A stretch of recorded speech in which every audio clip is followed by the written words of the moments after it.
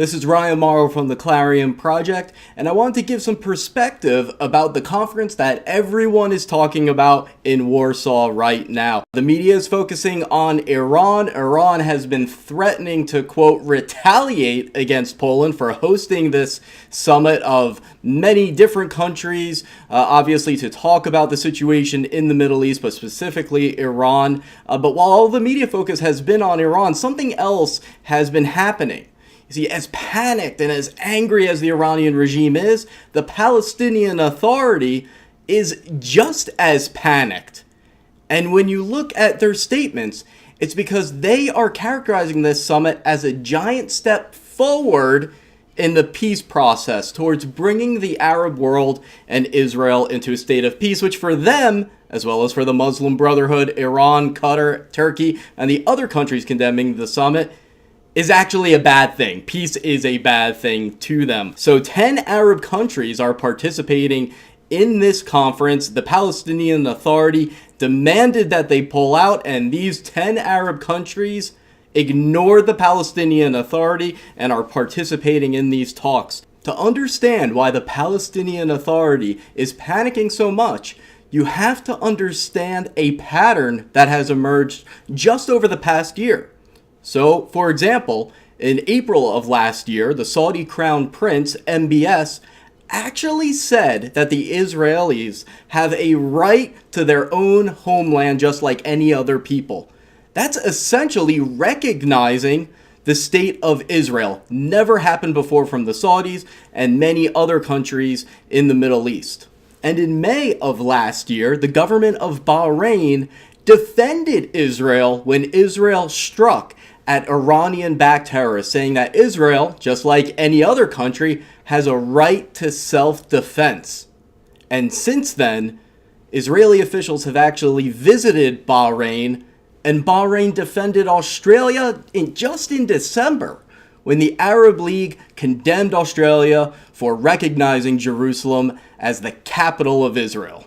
In October, the country of Oman, which officially doesn't even have a diplomatic relationship with Israel, hosted the Prime Minister of Israel.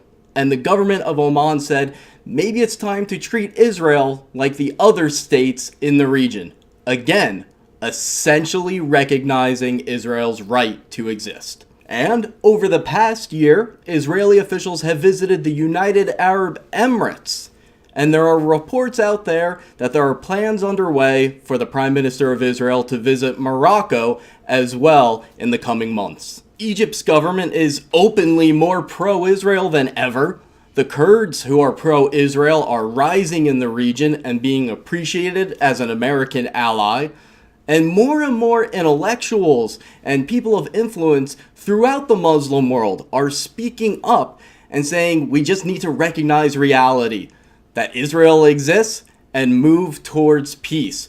But you're not going to hear these voices in places like the United States, where the major Muslim American leadership advocates the destruction of Israel and supports those who pursue that end. So there has been a major movement towards peace within the Arab world over the past year that doesn't get much attention. And I would consider the fact that 10 Arab countries, in defiance of the Palestinian Authority and the protests of countries like Iran and Turkey, are involved in this summit to be a major diplomatic success. And so while I was so impressed with this summit, I turned to Politico, which had a headline describing this summit as a diplomatic dumpster fire. So Politico is making it sound as if there are two options for the outcome of this summit: forging peace in the Middle East entirely, or diplomatic dumpster fire.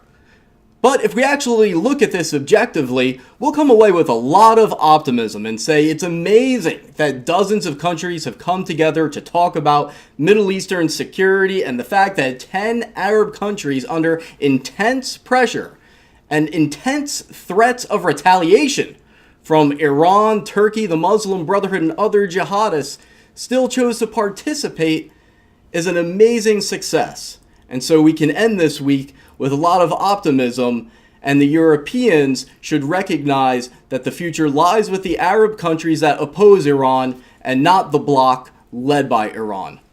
Thanks for watching.